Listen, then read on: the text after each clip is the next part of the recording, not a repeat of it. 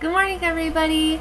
This week we have kind of a technical topic, Maslow's hierarchy of needs and how it pertains to radical unschooling. It has a lot to do with radical unschooling. And so if you've never heard of it, this guy, Abraham Maslow, back in 1943, wrote a theory of human motivation.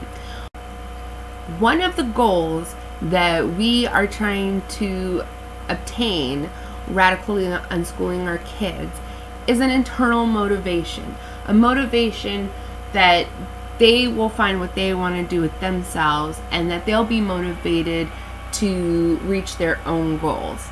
So that whole concept is based on the psychological theory of Maslow's hierarchy of needs.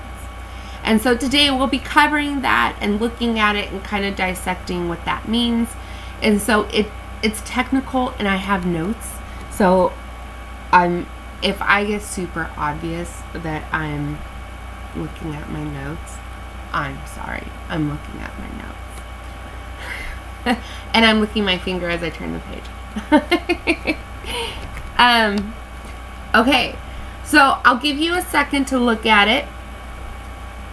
Hopefully it pops up on my screen correctly, so I'll let you look at that.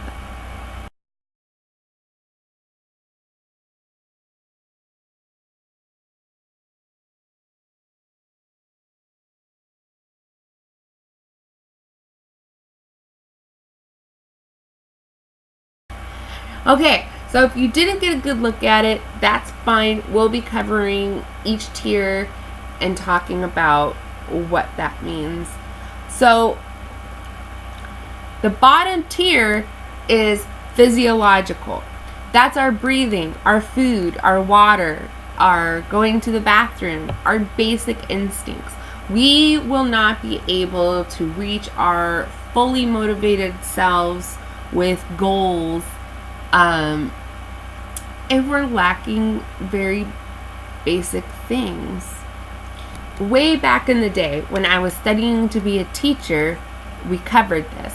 And we took a slight psychology class and spent several days on Maslow's hierarchy of needs, and that this is one of the reasons when they have the school lunch programs, they have CPS, they have these systems in place to make sure that every child's basic needs are being met. They have a safe place to go home to. They have, without that, they're coming to school and they're not learning anything. They're not going to be motivated to do anything. When they're hungry, they don't give a crap about 2 + 2 = 4 when they haven't eaten in 2 days. The second tier is safety. That's the safety of your body, safety of your resources, the safety of family, safety of health, and safety of property. Now, I'll go over this and I'll connect all of this with radical unschooling in a minute. Love and belonging is the friendship in the family, relationships, that you have a church, you have a group at school, your family loves you for who you are. Esteem tier is the fourth tier, and that includes the self-esteem, the confidence, achievements, respect for others, being respected. Oh, that's interesting. Respect by others, being respected is on the fourth tier. And the final tier, what we want for our kids, is self-actualization. That's a little tricky to say.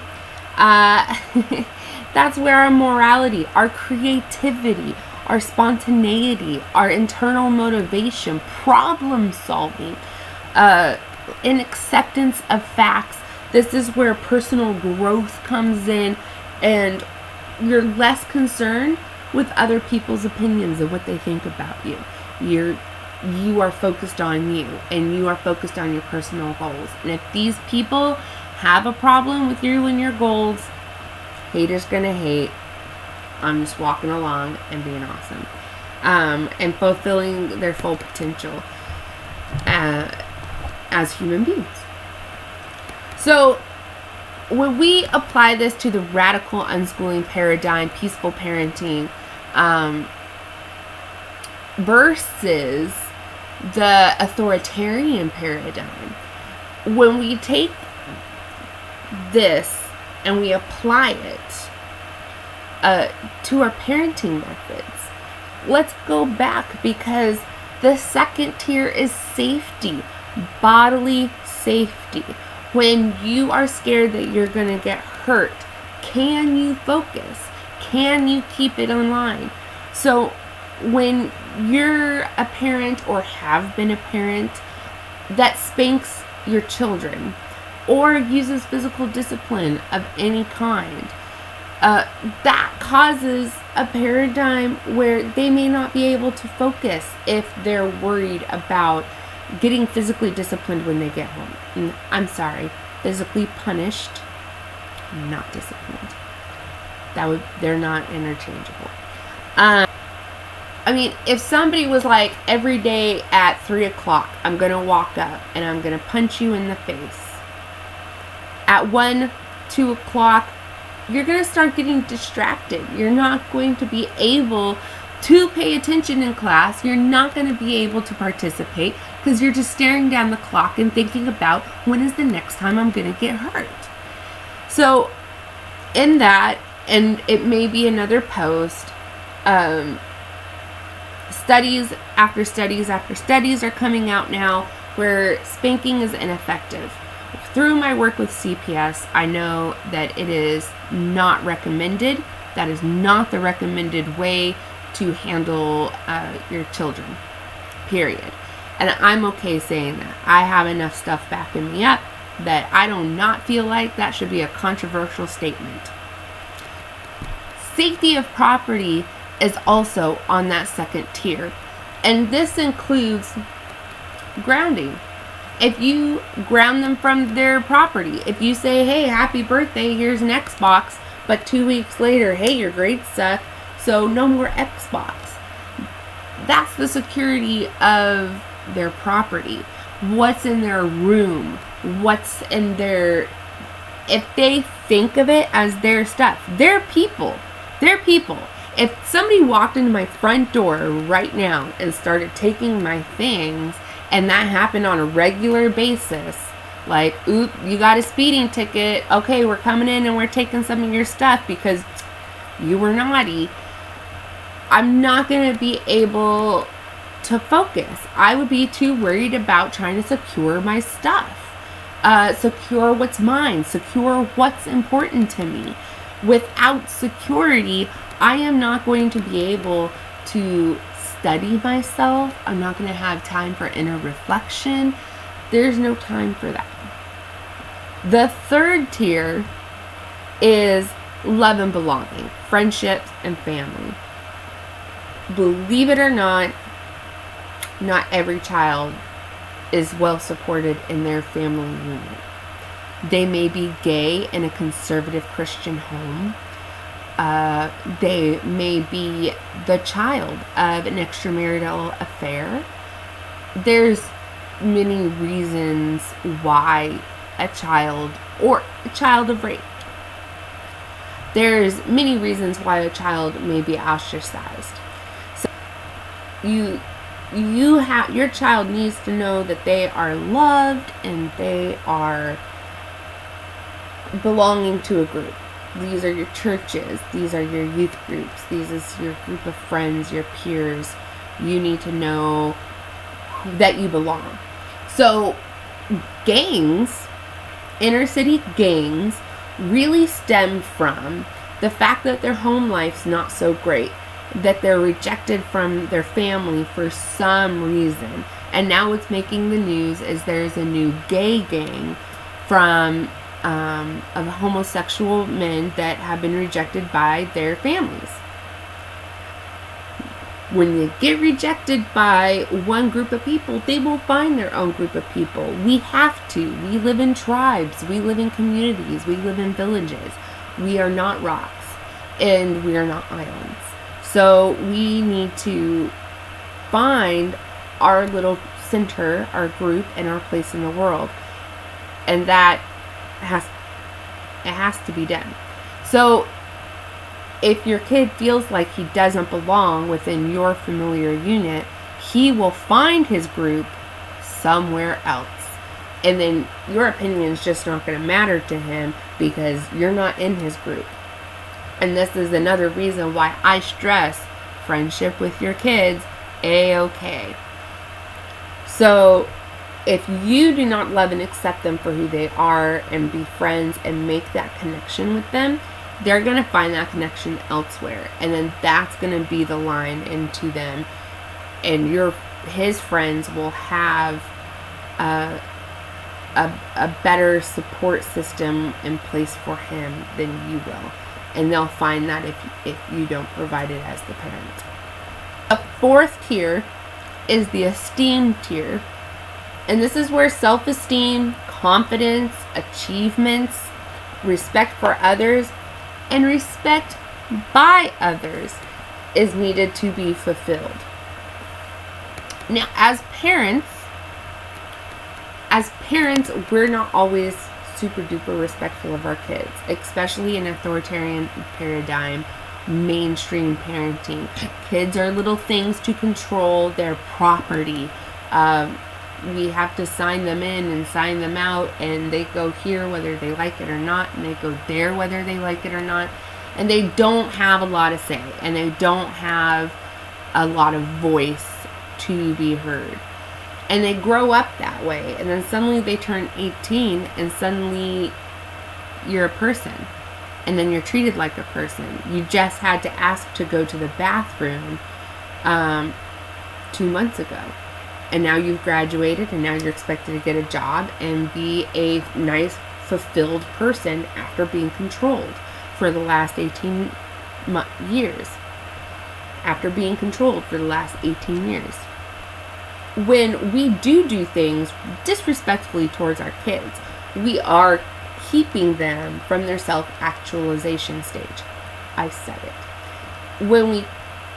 The whole goal of radical unschooling, whole life unschooling, is to treat children like they're little people, to maintain their autonomy, to maintain their opinion, to maintain that no means no. Even when they're 9 months old, no means no. All of this is actually supported by the state and CPS training that I've gone through. And that this is something that they touch upon and they talk about, but yet they don't make quite that leap into let's go crazy and let's radical unschool all the kids, CPS sends parents to a parenting class called Love and Logic, and mostly what that is supporting your kids through natural consequences. That sounds like radical unschooling to me. Just a tad. And so then the final stage is when everything else has been fulfilled, say self-actualization becomes a thing. They want to follow their own goals on their own accord. Education no longer has to be forced. They create their own goals and they fulfill their own goals. Just today, my 5-year-old son and I had a sit down because I had goals for the day that I needed to do for work, and he had goals that he wanted to do things with me. So we had to have a little negotiation, and he was like, he made the schedule for the day. He was like, okay, Mom, you do this, and then we'll do this together, and then you do this for your work, and then we'll do this together, and then we'll have another meeting to plan our night. Okay. I don't know whose kid you are, but okay, I'm down. And so a 5-year-old that's able to name his goals for the day, fulfill those, make a plan to fulfill those goals, and then follow through with those goals is a self-actualized child at 5 years old. I do not know some adults that can do that, where they have no goals, where they don't know what they want to do with their lives because they're still working through stuff. So if Maslow's hierarchy of needs is violated and they don't reach self-actualization, some people will be frozen.